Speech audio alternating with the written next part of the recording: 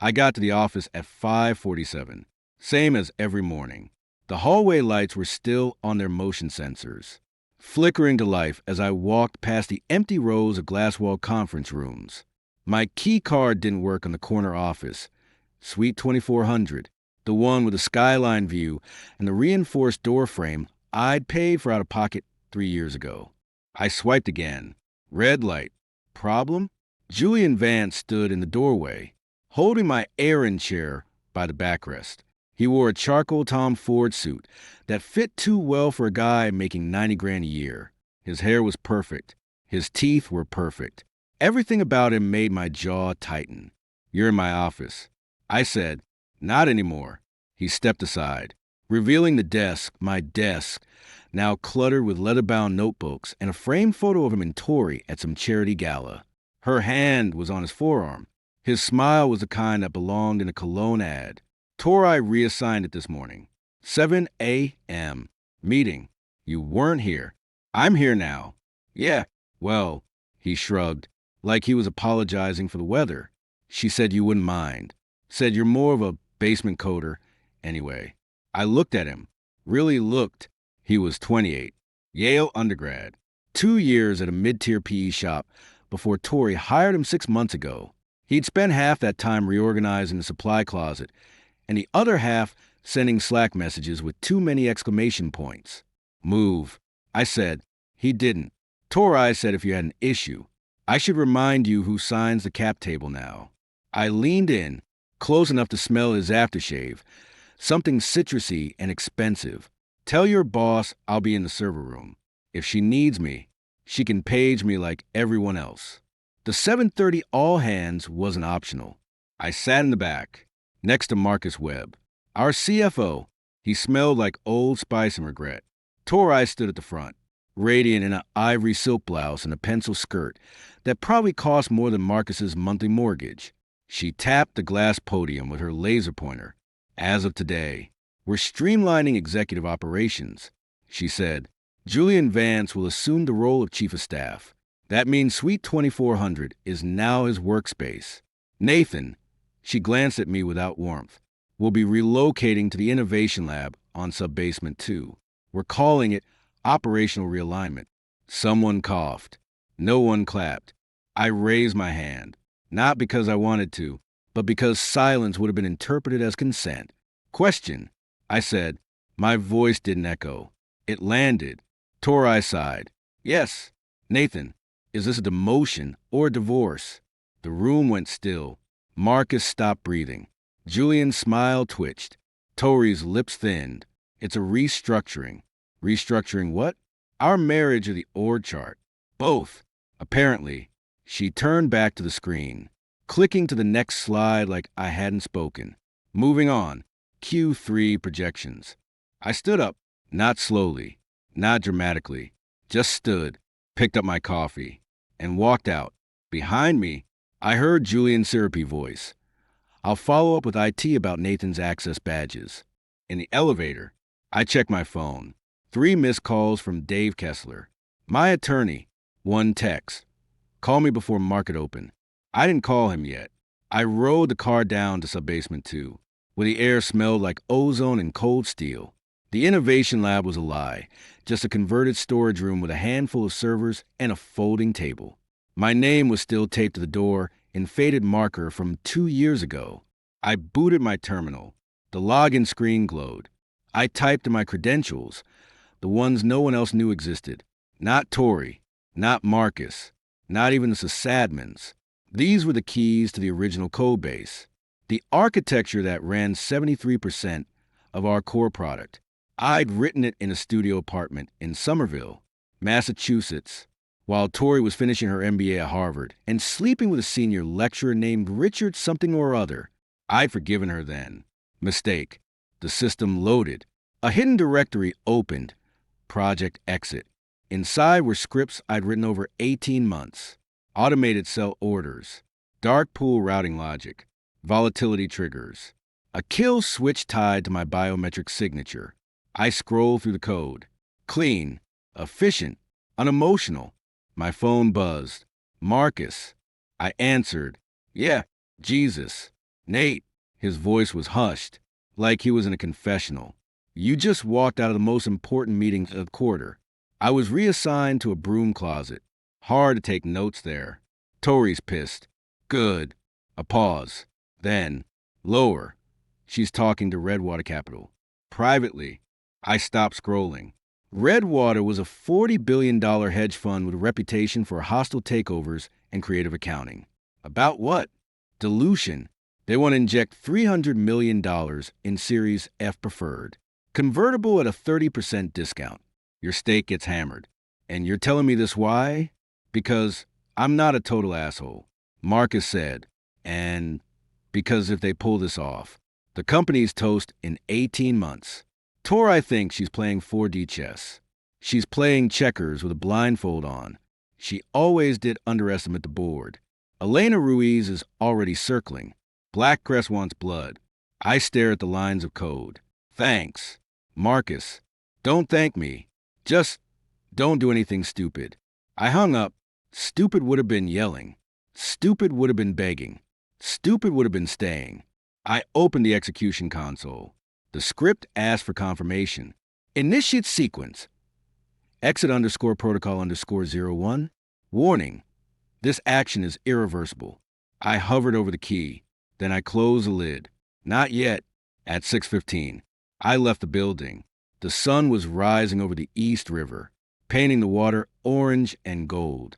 I walked to a diner on Pearl Street, ordered black coffee and scrambled eggs I didn't eat. I watched the commuters stream past, bankers, lawyers, delivery guys, all pretending the day was normal. My phone rang again. Tori. I let it go to voicemail. The message came a minute later. Nathan, call me back. Now, you embarrass me in front of the entire leadership team. Do you have any idea what you've done? Julian is very upset. He thinks you're unstable. Honestly? So do I. We need to talk about your transition. I've asked Dave Kessler to draft a separation agreement. Reasonable terms. You keep the brownstone. I keep the shares. Clean. No drama. Call me. I deleted it. That night, I went home early. Tori wasn't there. Neither was Julian, which meant they were together. I poured a bourbon, no ice, and sat in the study. The house was silent except for the hum of the HVAC. I opened my laptop. At 11:30, I heard the front door. Laughter.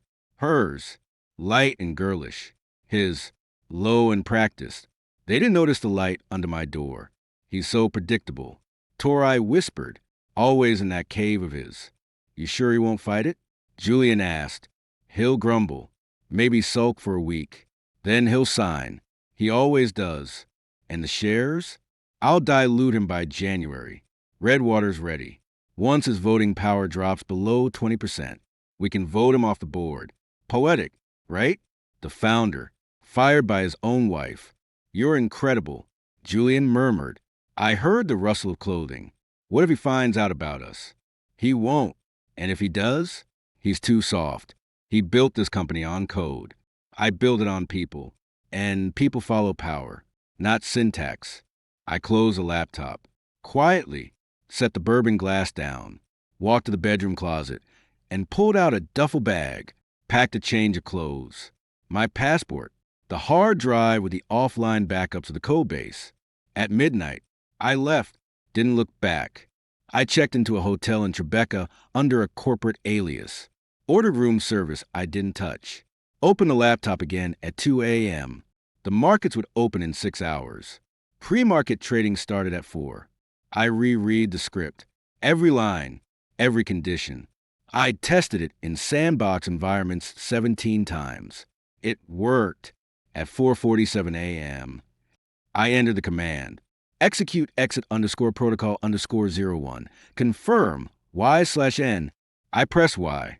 The script began to run. In milliseconds, it connected to 7 brokerage accounts I'd set up through offshore entities. It began selling blocks of my Class B super voting shares, 4 million shares total, representing 38% of the company, through dark pools and alternative trading systems designed to minimize market impact. But I wasn't trying to minimize impact. I was trying to send a signal.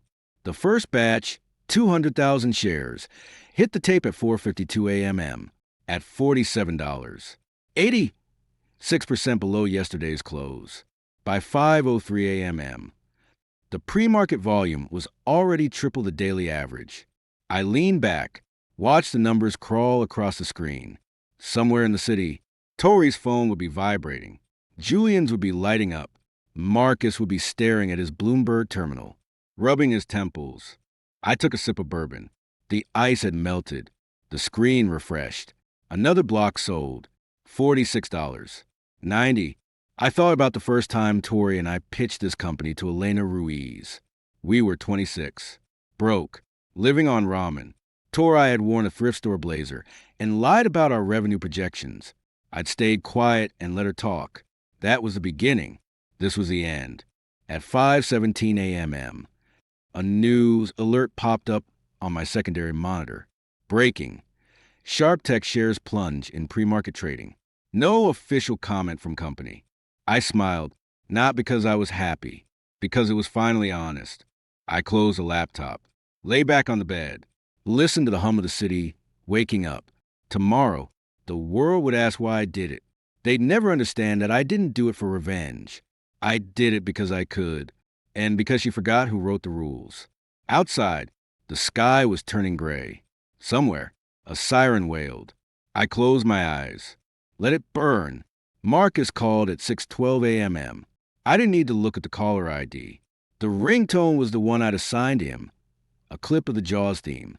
"Nathan, you insane son of a bitch," he said. No greeting.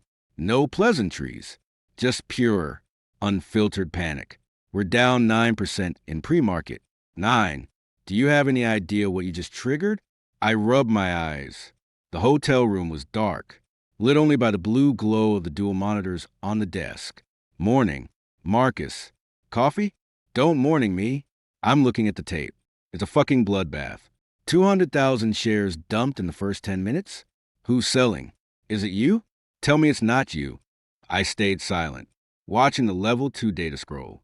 Bid-ask spreads were widening like a canyon. God damn it. Nathan, answer me, Marcus shouted. Over the phone, I could hear the frantic clicking of a keyboard and the muffled shouts of junior analysts in the background. Tori's on the other line, with legal. She's screaming about a leak. She thinks it's a hack. She's about to call the SEC and the FBI. Let her, I said. My voice was flat. Steady. It seemed to unnerve him more than shouting would have. Are you listening to me? If this is you, stop it. Right now. We can fix this. I can talk to Elena. We can issue a statement. Say it's a technical glitch. But if you're liquidating, the street's going to smell blood. The shorts are already circling. Redwater's desk is lighting up. I leaned forward. Redwater, tell me about them. They're licking their chops. You think this is a game? You dump that kind of volume before the bell, and every algo on Wall Street flags it as a distressed asset. The stop losses are cascading. We're going to breach the 50-day moving average in the first hour. Good. Good? Good. Nathan, you still own almost 40% of this company. Your net worth is cratering in real time. It's just paper. Marcus, until it's cash. He paused. I heard him take a deep breath, trying to compose himself. What do you want? Seriously, what's the play here? Tori said. She said she'd give you a graceful exit. Keep the house, the cars, a board seat. Just stop selling. I laughed. It was a short, dry sound. A graceful exit? She took my office. Marcus. She gave it to that pretty boy who doesn't know a balance sheet from a cocktail napkin. Then she moved to dilute me into irrelevance. Grace was off the table the moment she handed him my key card. Tori's ambitious. Yeah, but she's not stupid. She wouldn't risk a hostile market over a pissing contest. She's already risked it. She just didn't think I'd piss back. On the screen, another block of 50,000 shares executed at $45. 10. The chart looked like a ski slope. I refreshed my brokerage app. The unrealized loss on my remaining position was already in 8 figures.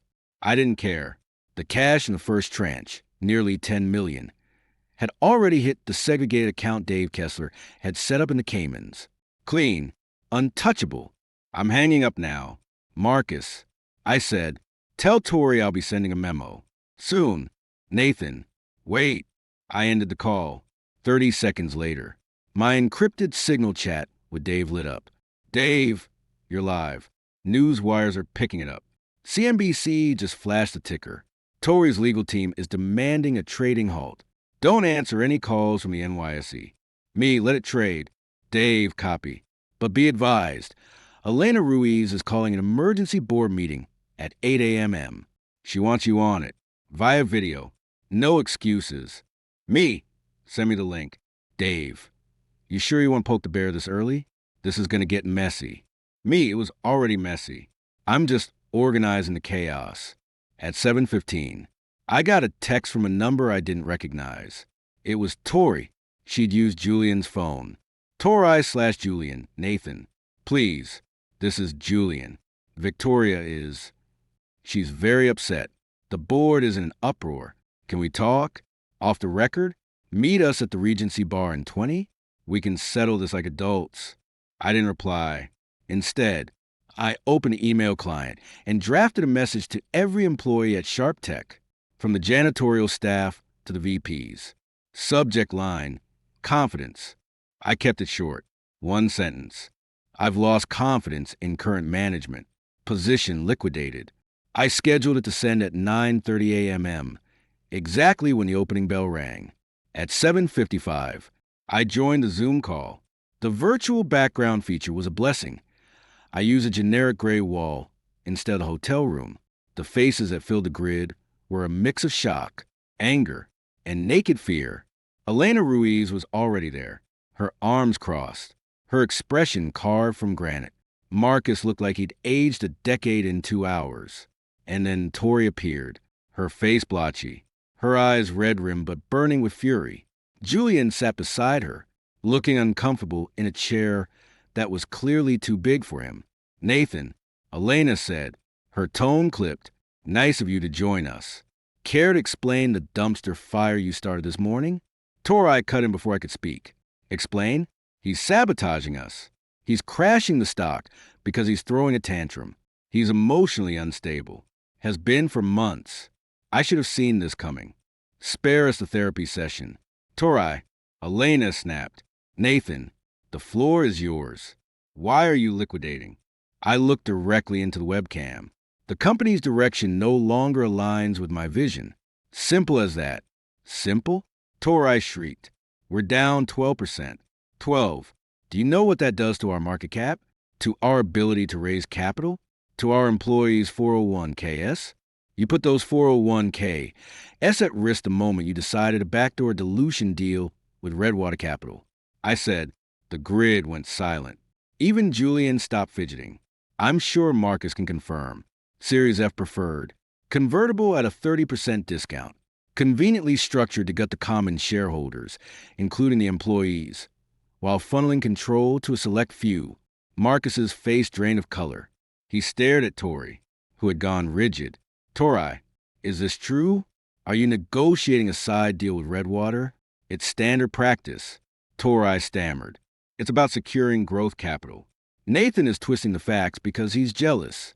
Jealous of Julian's competence. Jealous of his relationship with the board. Shut up, Tori, I said quietly. She froze. You didn't dilute me because of growth. I continued. You did it because you couldn't stand that I own more than you. You did it because Julian whispered in your ear that he could help you consolidate power. And you did it because you thought I'd roll over and let you. I am the CEO, she yelled. I have the authority to... You have the title. I interrupted. I have the technology. I have the architecture. And as of this morning, I have the liquidity. Without my stake, your little palace coup looks less like a strategy and more like a fire sale. Elena leaned forward. Nathan, if this is about the Redwater deal, the board hasn't approved it. We weren't aware of the specifics. You are now, I said, and you'll also notice that my selling has triggered a clause in the shareholder agreement. Section 14. 3. If my public float drops below 25%, the super voting rights on my remaining shares are suspended, But since I moved my holdings into a series of derivatives and offshore trusts over the last quarter, the public float is what's crashing, not my actual control. Julian finally found his voice. It was higher than I remembered. That's illegal. That's market manipulation. I turned my gaze to him. Julian, the only thing you manipulated is Tori's ego. As for the law, Dave Kessler assures me the structure is airtight. If you'd spent less time redecorating my office and more time reading the bylaws, you'd know that. Enough, Elena said. She looked at Tori. Victoria, you're officially on notice. The board will be investigating these allegations regarding Redwater immediately. Nathan, your selling is destabilizing the equity. I suggest you pause further transactions until we can assess the damage. I'll pause when the market closes. I replied, or when I'm done, whichever comes first. I ended the call. The news tickers were going berserk. CNBC had a cheering running. SharpTech plummets amid founder's massive sell OFF. Below it, a bewildered-looking analyst was shouting about unprecedented volatility and a total collapse in investor confidence. My phone rang again. Unknown number. I answered. Mr. Cole? A brisk, female voice. This is Sarah Jenkins from the New York Stock Exchange. We're seeing extreme price movements in SharpTech. We may need to consider a temporary trading halt pending news. There's no news. I said, just math. Sir, a halt would be in the best interest of market stability. Let it trade. I hung up at 9:30 a.m. The opening bell rang. My email went out. Within seconds, my phone exploded. Texts from old college friends, former colleagues, vendors, all asking the same thing. What the hell is going on? I ignored them. On the screen, the stock gapped down another 8% at the open. $41.50. The volume was astronomical. Retail investors were panicking, dumping shares faster than the algos could process them. Then, the first margin call hit. Tori's personal brokerage account. I knew because Dave had set up alerts. She'd leverage her position to buy a second home in the Hamptons. If the stock dropped below $40, she'd be forced to liquidate. I watched the price hover at $41.60, teetering. My laptop pinged. A new message from Dave. Dave, Tori just called my office screaming. She's demanding you cease and desist. I told her to sue you. She threatened to make you disappear. Colorful imagery. Also, Julian just tried to log into the internal dev servers. Badge access denied. He's currently arguing with IT in the lobby. Me. Record it. Dave. Already on it. Also, Elena wants another call at noon. She's not happy, but she's not blaming you entirely. Tori's losing the room. Fast. Me. Keep me posted. I leaned back. The adrenaline was wearing off, replaced by a cold, hollow clarity. This wasn't about the money anymore. It was about the principle. Tori had mistaken my silence for weakness. She'd mistaken my focus on the product for a lack of ambition. She'd played the long game, thinking I wasn't paying attention. She was wrong. At 10:04 a.m., the price broke $40. A wave of sell orders flooded the market. The circuit breakers kicked in, a 15-minute trading halt. The screen froze. The chaos paused. In the sudden quiet of the hotel room, I could hear the faint hum of the mini fridge. I got up, poured another bourbon, and walked to the window. Downtown Manhattan was spread out below me, a grid of concrete and glass. Somewhere in that grid, Tori was unraveling. Julian was scrambling. Marcus was sweating. And Elena was calculating. My phone buzzed. A text from an unknown number. Probably Tori again. Unknown, you'll regret this. I'll ruin you. I'll take everything. I blocked the number. Then I unblocked it and replied with a single word. Try. The trading halt would lift at 10:19. I had 14 minutes. I reopened the terminal. The next phase of the script was cued to begin the moment trading resumed. Larger blocks. More aggressive pricing. I wanted to see how deep the pain went. At 10:18, I refreshed my brokerage account. The cash balance had swollen to nearly $85 million. 85 million reasons why Tory's threats were hollow. When the halt lifted, the stock didn't just drop. It fell off a cliff. $37. 20, then $35. 80. The chat rooms on Reddit and StockTwitch were exploding with theories: a hack, a short squeeze, a hostile takeover. None of them were right. It was just one man. Cleaning house. My phone rang. This time, it was Marcus again. Nathan, for the love of God, stop, he begged. Tori's in full meltdown. She's throwing things. Julian's crying in the break room. Elena's threatening to resign. The VCs are pulling term sheets. We're dead. We're actually dead. You're not dead. Marcus, I said, you're just broke. There's a difference. Why are you doing this? Really? What do you gain from burning it all down? I watched the numbers blink. Red. Everywhere. I gain peace of mind. And a 9-figure war chest. This is about her, isn't it? About Julian? It's about respect. Marcus, something your CEO forgot to give me. I ended the call and tossed the phone onto the bed. On the monitor, the stock hit $34. 10, down nearly 30% on the day. The market cap had been slashed by almost a third. Billions in value. Gone in a morning. And I felt nothing. No triumph. No satisfaction. Just a profound sense of detachment. Like I was watching someone else's life unfold on a screen. At 11:45 a.m., Dave sent another message. Dave, Elena has called an emergency shareholder meeting for tomorrow morning.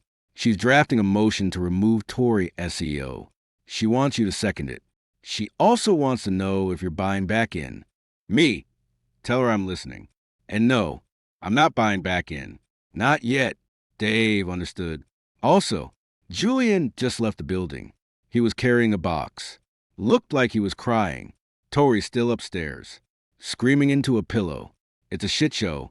Nathan, a beautiful, catastrophic shit show. Me, keep the recordings. All of them. I'll need them for the deposition. Dave, you're really going for the jugular. Huh? Me, I'm just finishing what she started. I closed the laptop. The silence in the room was absolute. Outside, the city roared on, indifferent to the carnage in the financial district. I finished the bourbon and set the glass down. The first act was over. The second was about to begin. And this time, I was writing the script. I picked up the phone and dialed room service. Another bourbon. I said, neat, and bring me the Wall Street Journal, the print edition. While I waited, I scrolled through the news on my tablet. Every outlet had the same headline: SharpTech implodes. The photos of Tory looked tired.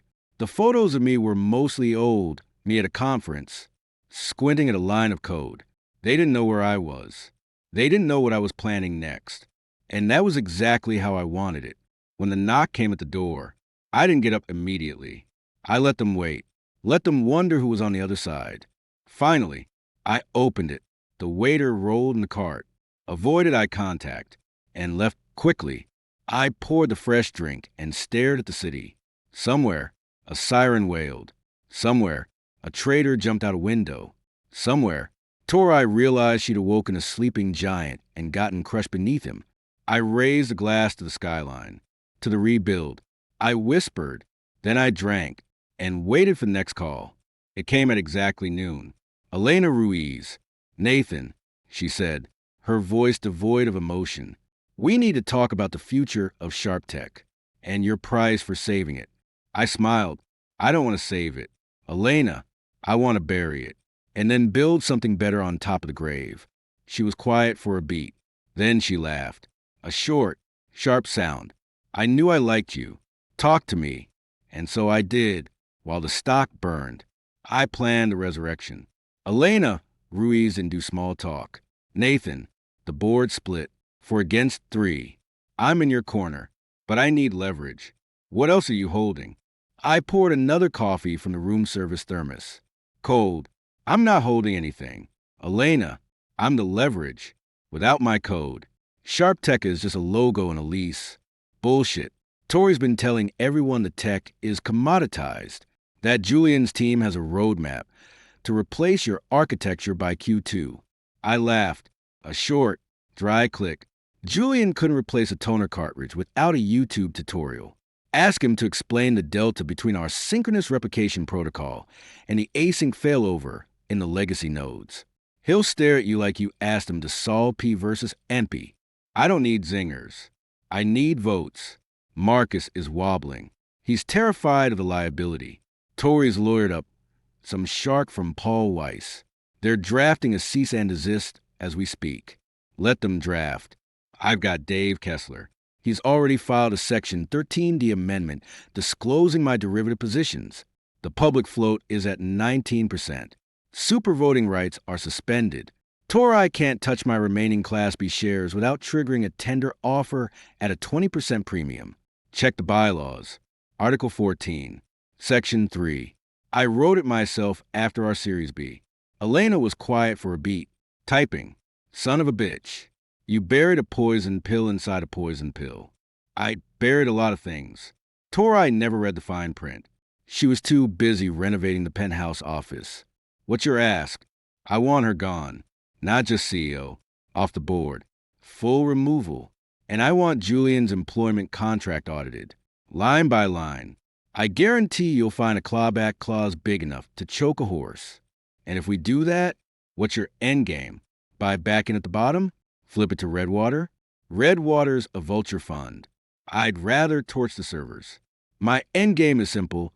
I walk away clean. Or I burn it down and salt the earth. Your choice. Elena, she exhaled. 12 p.m. Board call. Don't be late. And Nathan, bring receipts. I hung up, checked the clock. 11:47 a.m. Pulled up the encrypted drive, found the folder labeled Vance. J inside. A PDF, Julian's personnel file.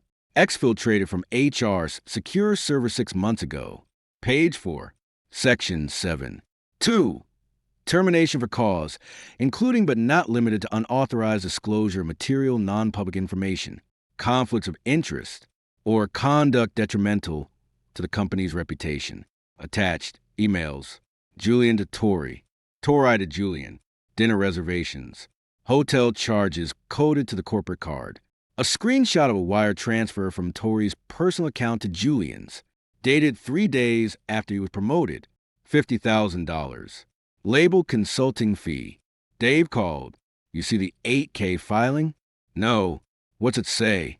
Tori's team just disclosed a strategic review and a potential capital infusion from Redwater. They're spinning it as a white knight rescue.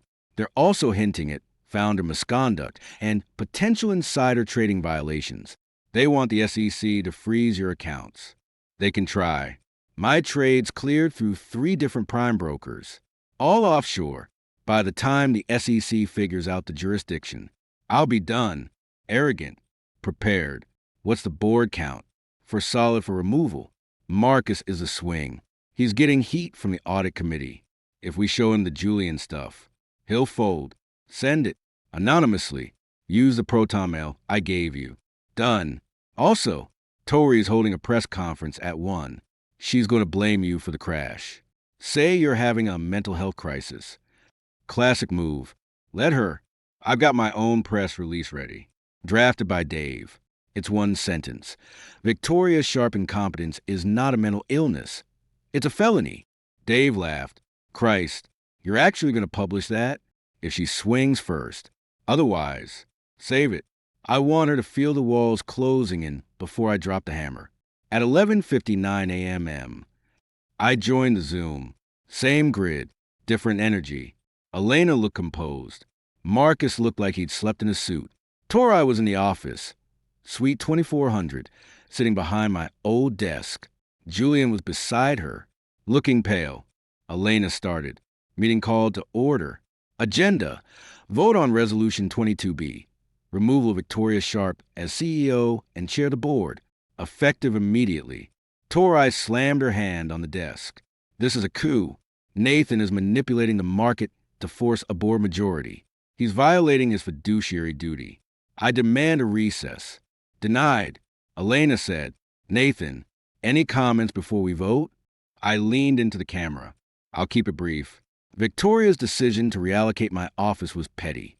Her attempt to dilute shareholder value via a side deal with Redwater Capital was criminal, but her hiring of Julian Vance? That was just stupid. Julian stiffened. That's defamatory. Is it?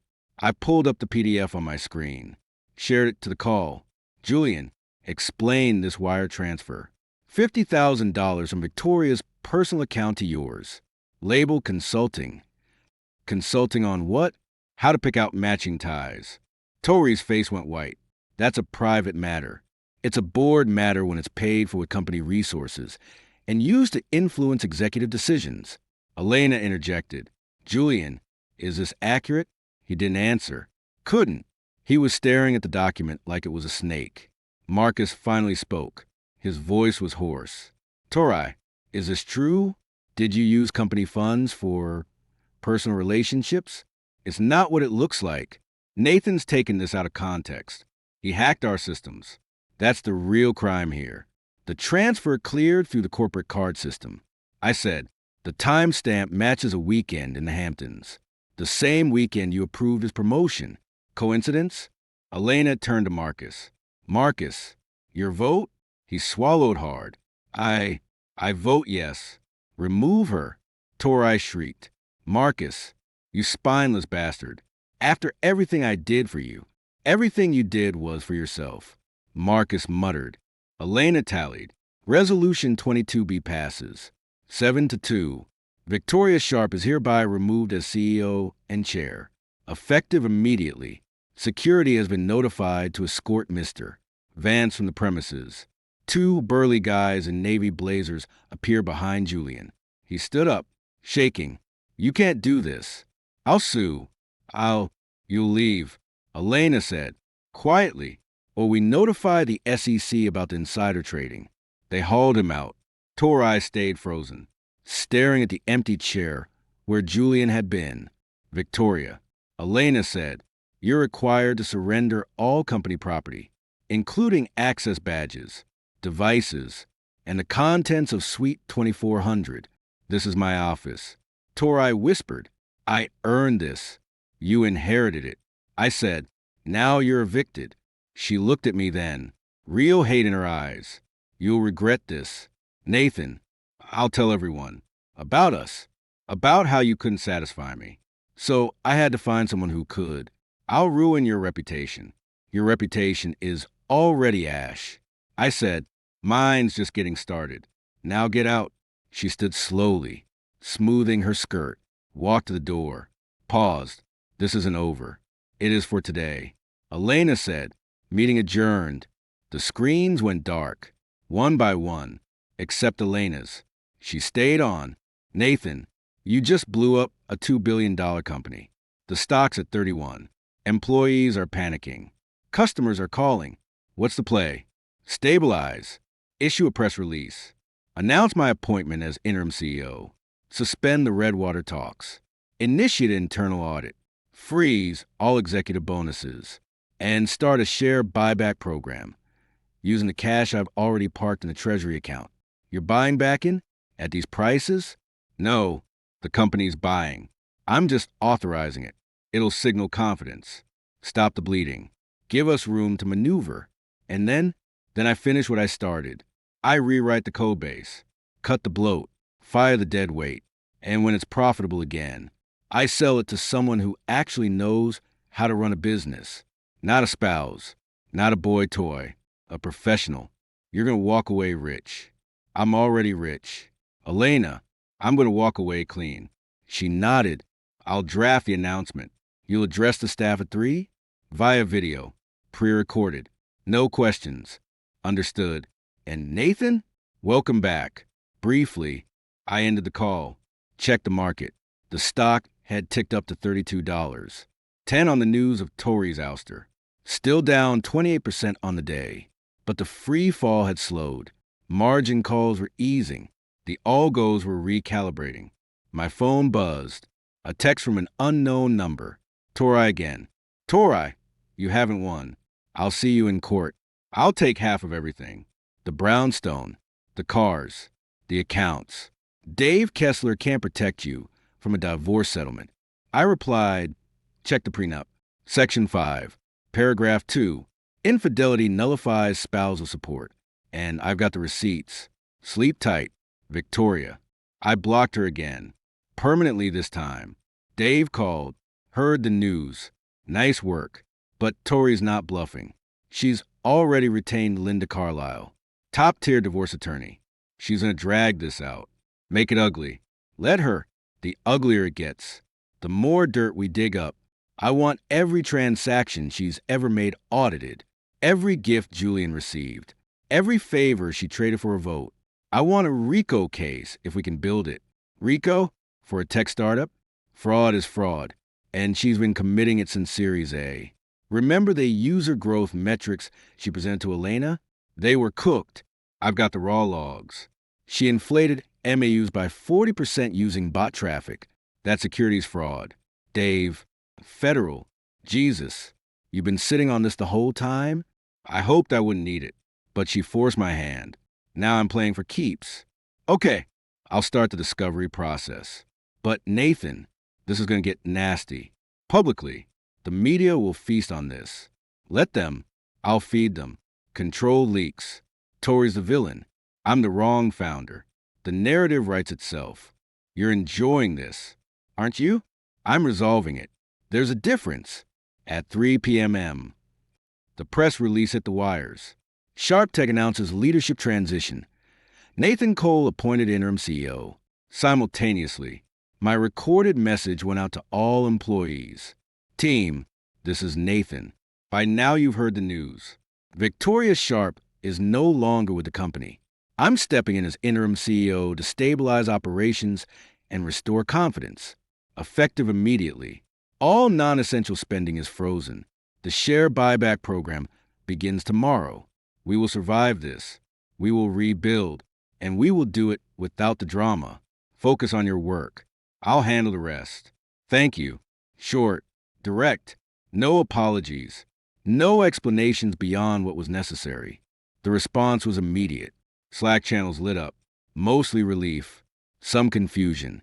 A few brave souls sent supportive messages. Most stayed quiet. Smart. Marcus called at 4 p.m. Nathan, the buyback's authorized. Treasury's moving on it. We're repurchasing at $32.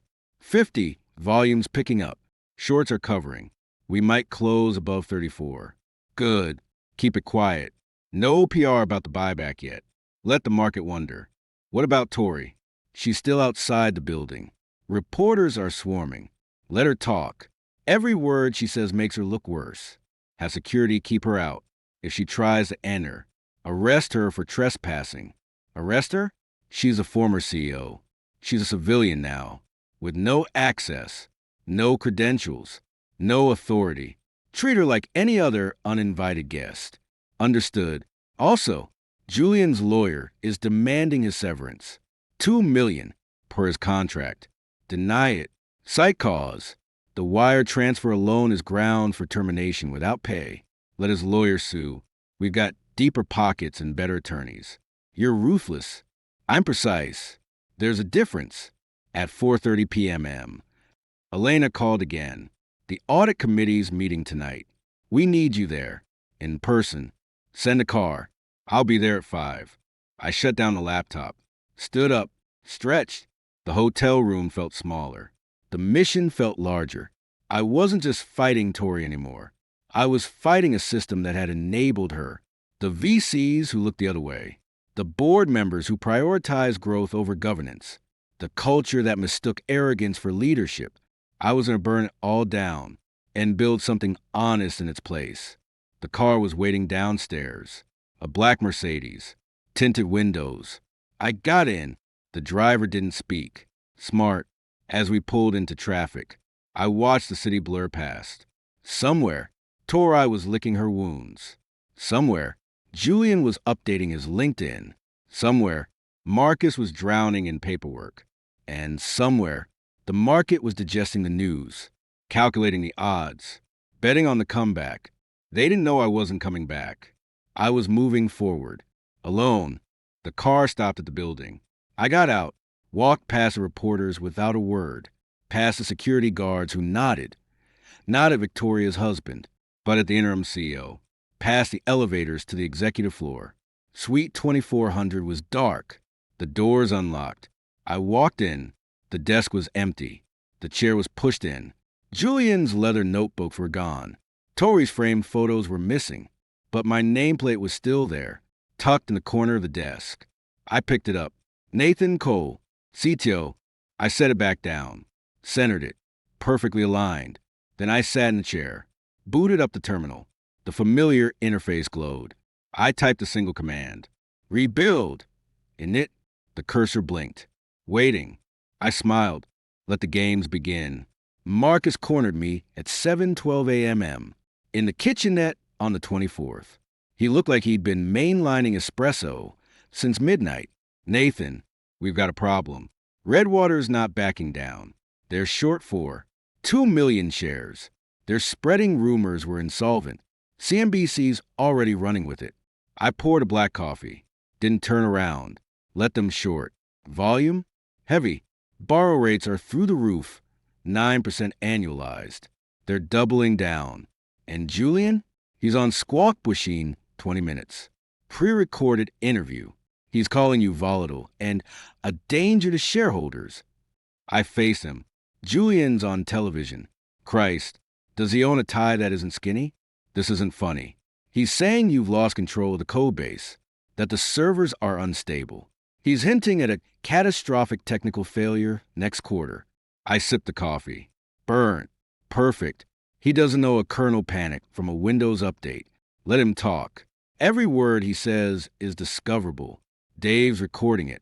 Marcus ran a hand through his thinning hair. Tori's lawyer filed the divorce papers this morning. Emergency injunction to freeze your assets. She's claiming constructive fraud and emotional distress. Emotional distress? She gave my office to her side piece. The irony is giving me emotional distress. The judge granted a temporary restraining order. You can't sell another share until the hearing next week. I set the mug down. Good. I wasn't planning to. In fact, tell the Treasury to accelerate the buyback. Use the $85 million I parked offshore. Route it through the Bermuda entity, Atlantica Holdings. Dave cleared it yesterday. You're buying more? Now, the stock's at $29. 40 is a falling knife. It's a coiled spring. Marcus, Redwater's shorted 12% of the float. Borrow costs are squeezing them. If we announce the new patent today, they'll have to cover. And when they cover, the price won't just rise. It'll gap. What patent? We don't have a new patent. I pulled out my phone, opened a PDF, and slid it across the counter. Synthetic aperture data compression. Utility patent 11,487,229. Filed 18 months ago under a shell company, Cole Research LLC. Assigned to SharpTech yesterday at 4 p.m. It reduces cloud compute costs by 62%. Google's been trying to license it for 2 years. I said no. Marcus stared at the screen, his mouth slightly open. You've had this entire time? And you didn't tell Tori? She didn't ask about tech. She asked about margins and multiples. This is a strategic reserve. Like oil. You don't pump it when the price is low. Holy shit. This changes everything. The valuation triples, minimum. But we don't lead with that.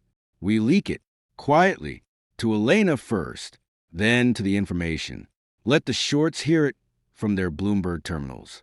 Not a press release. Marcus's phone buzzed. He glanced at it. It's Elena. She's seen the patent filing. She wants a meeting. Now, tell her I'll be in the conference room in 5. And Marcus, kill the buyback for the next hour. Let the shorts think we're tapped out. Then unleash it at 10:30, right after Julian's interview airs. You're setting a trap. I'm restoring equilibrium. There's a difference. Elena was already in the glass box. Her reading glasses perched on her nose. She didn't look up when I entered. Nathan, this patent. Explain it to me like I'm not a software engineer. I sat. It's a compression algorithm. Think of it as zip files for cloud data streams. It reduces bandwidth and storage costs without losing fidelity. We've been running it in stealth mode on our internal infrastructure. Save us $18 million last quarter loan. Undisclosed. Obviously. because Tory would have squandered the savings on Julian's strategic initiatives. Can it be verified? By any third-party auditor. I'll give you the test environment credentials. Run it against our AWS bill. You'll see the delta. She leaned back. Redwater's short thesis is built on two things: your instability and our inflated cost structure. This patent destroys both. Exactly. So here's the play. We don't announce it. We let the market discover it.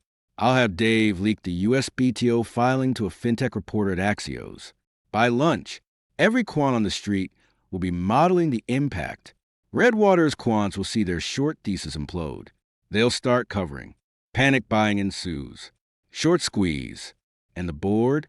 Half of them still think you're the problem. Then show them the numbers. Show them the $18 million in hidden savings. Show them the patent. And remind them that without me, Tori would have deluded them into oblivion by Christmas. She nodded slowly. I'll convene the special committee at 9 o'clock. We'll vote on the patent's integration into the official guidance. But Nathan, if this is a bluff, you're finished. We'll feed you to the SEC ourselves. No bluff, just math. At 8:55 a.m. I walked into the executive conference room. The full board was there, plus 2 lawyers from Paul Weiss. Tori's seat was empty. A subtle jab. Marcus stood at the front, projecting a spreadsheet. And as you can see, the undisclosed savings from a new compression tech alone justify a 40% upward revision in our EBITDA forecast. Marcus droned. He sounded steadier. The numbers were his sanctuary. Elena cut in. Nathan, walk us through the technical viability. Again, for the skeptics. I stood, kept it simple. The algorithm is integrated into our core data ingestion pipeline. It's been live since January. 0 downtime. 62% reduction in egress fees. Third-party validation is available upon request. The IP is owned outright by SharpTech. Free of encumbrances. A board member, Thomas Abernathy, frowned. Victoria claimed this was immaterial in our last risk assessment. Victoria didn't know it existed. I said she approved the budget for cloud optimization, but never asked for the underlying methodology.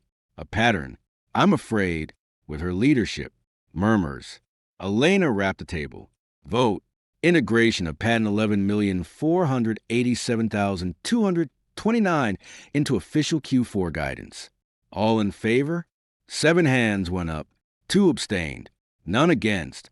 Motion carries. Elena said, Marcus, update the guidance immediately. Nathan, release the validation data to the audit committee. And someone get me a line to Linda Carlisle, Tori's attorney. I want a settlement talk. Today, I left the room as the lawyers started debating disclosure timelines. My phone vibrated. Dave, leaks live. Axios just published. SharpTech holds key patent that slashes cloud costs. It's circulating on FinTwit. Redwater's desk is going nuts. I'm seeing whispers of a cover rally. Perfect. Now watch Julian's interview. It's about to air. I pulled up CNBC on my tablet. Julian's face filled the screen. He looked tan, rested, and utterly full of shit. The cheering read, former SharpTech exec warns of systemic instability. Nathan Cole is a brilliant coder, but he's unpredictable, Julian was saying, his voice oozing false concern. The recent market volatility is a direct result of his erratic behavior. Internally, we had concerns about the scalability of our core architecture. I wouldn't be surprised if there's a major outage in the coming months. Investors should be very cautious. The anchor nodded solemnly. And the allegations of insider trading? I can't comment on ongoing investigations. But let's just say the SEC is taking a very close look at the pre-market activity last Tuesday. It raises serious questions about fiduciary duty. I muted it, checked the market. The stock had dipped on Julian's words, down to $28.90. Then, at 9:42 a.m., the Axios hit the Bloomberg terminal. The tape exploded. Bid, $29. 10, ask, $29. 15, volume surged. Redwater's shorts were getting hit. I watched the borrow rate spike to 11%. They were paying millions a day just to hold their position. Marcus burst into my office. My real office now, not the basement. It's working. We're seeing massive short covering. Price just jumped to $31. 20. Redwater's trying to buy back 200,000 shares in the dark pool. Don't celebrate yet. I said, they'll regroup. They'll try to hammer it down before the close. We need to keep the pressure on. Execute the second phase of the buyback. $20 million. Start lifting offers. At these prices, that's nearly 650,000 shares. Do it. And have Elena hint to WZ, we're in advanced talks with a major hyperscaler to license the patent. Not a lie, we've talked to Google. Just vague. Marcus hesitated. You're really going to squeeze them? I'm going to teach them a lesson. Never short a stock when the founder still owns the tech. By 11:15 a.m., the squeeze was undeniable. The stock hit $34. 80, up nearly 20% on the day. Redwater's pain was palpable. I could almost hear the margin calls ringing in their trading room. Then my phone rang. Unknown number. I answered. Nathan Cole? A gravelly male voice. This is Victor Mancini. Redwater Capital. We need to talk. Talk. Your little patent stunt is impressive, but this squeeze is temporary. We got the liquidity to bury you by Friday. Unless we come to an arrangement. I'm listening. Though I'm guessing arrangement is code for please stop hurting us. Mancini chuckled. Humorless. We'll cover our short at $36. You agree to a standstill on further buybacks. We'll withdraw our support for Tory's board challenges. And we'll buy $100 million in convertible notes at a 15% premium. You get the cash. We get the yield. Everyone wins. Except the part where I let a vulture fund dictate terms to me. Pass. You're being short-sighted. Tory's divorce case is gaining traction. The SEC is circling. We got sources saying your patent is just repackaged open source code. Fight us, and we'll leak it to Forbesby dinner. I smiled. First, the patent is ironclad. Second, your sources are Julian Vance, and he doesn't know a compiler from a comb. Third, if you leak anything, I'll release the forensic audit of Tory's expense reports, including the $50,000 to Julian. Your White Knight narrative will look like a cheap romance novel. Silence. Then, you're playing a dangerous game. Cole, I'm playing chess. You're playing checkers with a blindfold on. Cover your shorts. Victor, or I'll bankrupt your fund by Monday. I hung up. Marcus was staring at me. Pale. Was that? Redwater. They're blinking. Keep the buyback going. And get me Linda Carlisle's direct line. It's time to end Tory's nonsense. At 1:30 p.m. I was on a conference call with Linda Carlisle. Her voice was crisp, expensive. Mr. Cole, my client is prepared to offer a generous settlement. The brownstone, both cars, and $5 million in exchange for a waiver of all claims. Tell Tory she can keep the brownstone. The mold in the basement is a metaphor for her leadership. As for the money, she's not getting a dime. I've got evidence of dissipation of marital assets. The $50,000 to Julian, the first-class flights to Paris for board meetings, the Cartier bracelet she expensed as client entertainment. I'll see her in court. Linda, and I'll win. You're being unreasonable. The prenup has an infidelity clause, but proving it requires more than bank transfers. It requires corroboration. Julian's not talking. He will. I've forwarded the wire transfer data to the U.S. Attorney's Office. They're looking at it as part of a broader investigation into Tory's misuse of company funds. Obstruction of justice. Linda. Felony. Julian flips. Or he joins her in a cell. A sharp intake of breath. You wouldn't. I already did. Check your inbox. The referral letter is attached. Oh, and one more thing. Tell Tory the brownstone has a lien on it. Unpaid property taxes from 2022. My name's not on that deed anymore, but hers is. The IRS will love that. I ended the call. Marcus appeared again, this time with a rare smile. Redwater's capitulating. They just bought back 800,000 shares at $36. 40, we're up 27% on the day. Highest volume in our history. And Elena just got off the phone with Wall Street Journal. The hyperscaler rumor is trending. We're the top story on MarketWatch. Good. Now, the final touch. Draft a press release. SharpTech announces successful integration of proprietary compression technology. Reaffirms commitment to long-term shareholder value. Make it boring. No hype. Just facts. Release it at 3 p.m. Let the all-goes parse it overnight. What about Tori? She's still outside, talking to reporters. Let her. Every word she says digs her hole deeper. And Marcus? Have security escort her off the premises permanently. If she resists, call the NYPD. Charge her with trespassing. You're really done with her. I was done the moment she handed Julian my key card. Today was just the paperwork. At 3 p.m., the press release hit. The stock nudged up to $37. 10. The squeeze was complete. Redwater was licking its wounds. Julian was nowhere to be found. Tori was a pariah. I shut down the computer, walked to the window. The sun was setting over the Hudson. The city looked indifferent, as it always did. But today, it felt different. Today, I'd bent it to my will. Dave called. Short squeeze is legendary. Reddit's calling you the Silent Reaper. Tori's lawyer just caved. She's dropping the asset freeze and accepting a settlement, the brownstone, her car, and a confidentiality agreement. No cash. She's finished. And Julian? FBI picked him up at JFK. Insider trading. Tori's next. The U.S. Attorney's Office is preparing a warrant. Securities fraud. Conspiracy. Obstruction. She'll be indicted by Friday. Clean. You've burned the house down. Nathan, what's left? A foundation. And a choice. Elena's already asking if I'll stay on as CEO. I'm thinking no. I'll appoint a professional. Take my cash. Disappear. Disappear? You're the most famous founder in America right now. Fame is a bug, not a feature.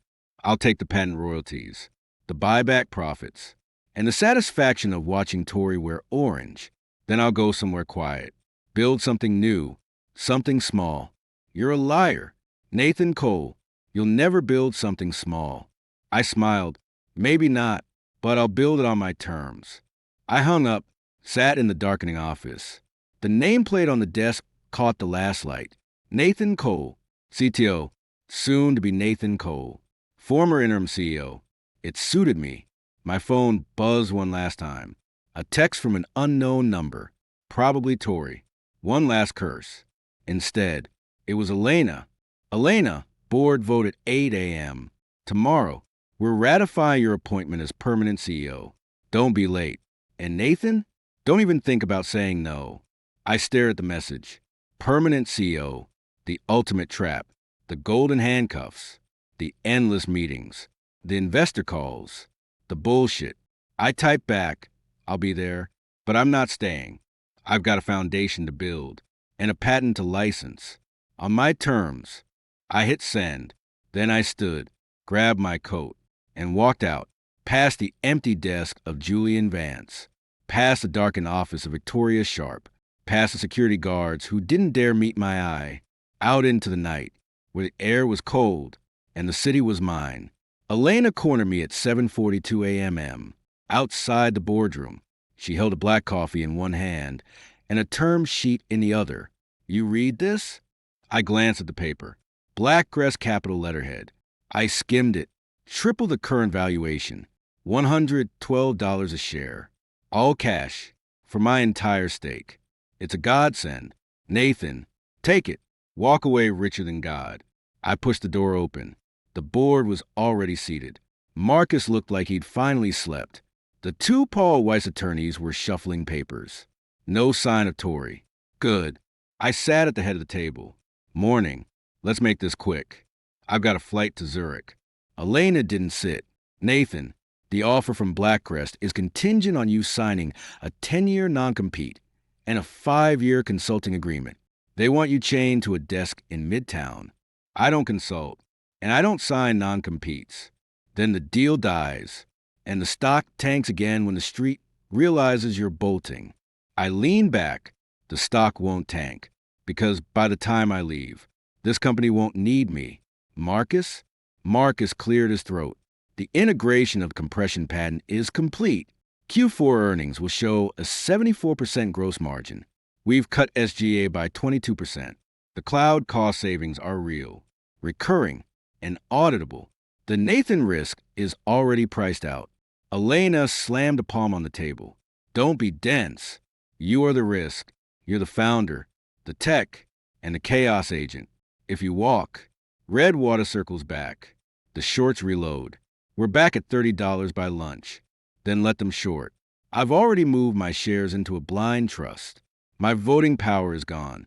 My economic exposure is capped. The only thing I'm walking away with is cash and the patent licensing rights I retain in the restructuring. One of the board members, Thomas Abernathy, adjusted his glasses. Retained? You mean the patent isn't fully assigned to the company? I met his stare. Correct. Section 4. 2 of the IP transfer agreement I signed yesterday explicitly carves out the underlying algorithms and all international licensing rights. SharpTech has exclusive use in North America. I own the rest of the world. Permanently. The room went silent. Marcus's jaw tightened. Elena's eyes narrowed. You sandbagged us. Elena said quietly. You gave us the knife and kept the handle. I protected my downside. You wanted a founder-free company. Now you've got one, with a world-class technology moat that I happen to control globally. If you want the full margin expansion, you buy my stake at $112 and pray I don't license the tech to Microsoft tomorrow. Abernathy leaned forward. This is highly irregular. Nathan, it borders on self-dealing. It's capitalism. Tom, read the bylaws. I wrote them. I stay within every line. If you got a legal objection, Dave Kessler's outside. He'll happily explain why you don't have a case. Dave chose that moment to step in. Speaking of cases, I've got updates. Tory Sharp was arraigned at 9 p.m. Last night, federal courthouse. Charges include securities fraud, wire fraud, and obstruction of justice. Bail denied. She's in Metropolitan Detention Center. Marcus whistled low. Jesus. Julian Vance took a plea this morning. Dave continued. Cooperation agreement. He's testifying against Tory on the expense report scheme and the Redwater leak. In exchange, the U.S. attorney is recommending probation. He's already resigned from the board of every nonprofit he ever joined. Elena sank into her chair. So it's over. Her career is. I said, mine isn't. Which brings us back to Blackcrest's offer. I'll take the $112 a share, but I strike the non-compete, and I keep the global licensing rights. Take it or leave it. Abernathy looked at Elena. We can't leave it. The stock jumps 40% on the news. Our LPs demand we close. Elena stared at me for a long 5 seconds. You're a stone-cold bastard. Nathan Cole. I'm a founder who learned the hard way that loyalty is a one-way street. Now, vote. I've got a car waiting. The vote was unanimous. 7-0. Dave handed me a pen. I signed the stock purchase agreement on the last page. No flourish. Just a sharp, fast scrawl. Done. I said, standing. Marcus, you got the helm. Don't screw up the margin guidance. Elena, enjoy the quarterly calls. Dave, handle the SEC filing. I walked out, didn't look back. The elevator doors closed on the stunned silence of the boardroom. Downstairs, the Mercedes was idling. I got in. JFK, Terminal 4. The driver nodded. We pulled into traffic. I opened my phone. Dozens of missed calls. Linda Carlisle. Redwater's Victor Mancini. A 212 number I didn't recognize. I blocked them all except one. Dave. Paperwork's filed, he said. Wire transfer for $1. $4 billion hits your Zurich account by close of business Swiss time. The global licensing rights are registered with WIPO. Clean title. No liens. Tory's divorce case is officially moot. She's got no assets left to fight over. The brownstone is being auctioned to pay the IRS. Any loose ends? Just one. Tory's lawyer contacted me an hour ago. Tory want to visit her. In jail. She says she won't sign the final forfeiture papers unless you come. I watched a group of tourists jaywalk across Madison Avenue. Oblivious. Tell her I'm already in the air. And Dave? Send her a copy of the signed agreement. Highlight the part where she acknowledges irreparable harm and waives all future claims. I want her to read it under fluorescent lights, on a metal bench, in a jumpsuit 2 sizes too big. Dave chuckled. Cold. I like it. Safe flight. Nathan. I hung up. The car merged onto the Van Wyck Expressway. JFK loomed ahead. I thought about the first time I'd flown out of here. 20-year-old kid with a backpack and a dream. Now I was leaving with $1 billion and a patent that would reshape cloud computing. My phone buzzed again. A text from an unknown number. Probably a burner Tori had access to. Tori, I hope you rot. I hope the money turns to dust. I hope you die alone. I deleted it, blocked the number. Then I opened a notes app and typed a single line. Exit completed. System stable. User logged out. At the airport, I bypassed check-in. TSA pre-check. The lounge was quiet. I ordered a bourbon. Neat. No ice. The bartender slid it over without a word. I scrolled through the news on my tablet. SharpTech's stock was halted pending the acquisition news. Analysts were tripping over themselves praising the brilliant turnaround. No one mentioned The Office, or Julian, or the short squeeze. Just the numbers, the margins, the patent. They'd already rewritten the history, just like I knew they would. My flight was called. I finished the drink, left the glass on the bar, walked to the gate, boarded first, window seat. I reclined and closed my eyes as the engines roared to life. 6 hours later, we touched down in Zurich. The air was crisp, clean. I cleared customs in 5 minutes with the diplomatic lane Dave had arranged. A car was waiting, not a Mercedes. A Bentley, understated. The driver handed me a folded Financial Times. Above the fold, SharpTech founder exits with $1. 4B, global tech licensing deal reshapes industry. I tossed it onto the seat. The car pulled away from the curb. We drove along Lake Zurich. The water still and gray under the overcast sky. My phone buzzed. A news alert. Former SharpTech CEO Victoria Sharp denies all charges from Brooklyn detention cell. I turned the phone off. For good. The car stopped at a villa in Gold Coast. Minimalist, modern, floor-to-ceiling windows overlooking the lake. No staff, no noise, just silence. I walked inside, set my bag down, poured a drink from the wet bar. Scotch this time. Aged 25 years. I stepped onto the terrace. The wind was cold, bracing. I looked out at the water, then at the city lights beginning to flicker on. Somewhere in New York. Tori was counting ceiling tiles. Julian was deleting his LinkedIn profile. Marcus was fielding congratulatory calls. Elena was negotiating her next board seat. And I was here, free. I raised a glass to the horizon, to the rebuild. I drank. The scotch was smooth, complex, expensive. I set the glass down on a railing, pulled out a silver key, the one to Suite 2400. I'd kept it, a talisman, a reminder. I threw it as far as I could into the lake. It vanished without a splash. Behind me, the villa was silent, empty, mine. I walked back inside, sat on the leather sofa, opened my laptop. A blank document stared back. I typed a single word, begin. Then I closed the laptop. And for the first time in 10 years, I did absolutely nothing. No code, no calls, no calculations. Just silence and the slow, steady rhythm of a world that no longer knew my name. Outside, the wind picked up. The lake churned. Somewhere, a gull cried. I didn't move, didn't blink. The king was dead. Long live the architect.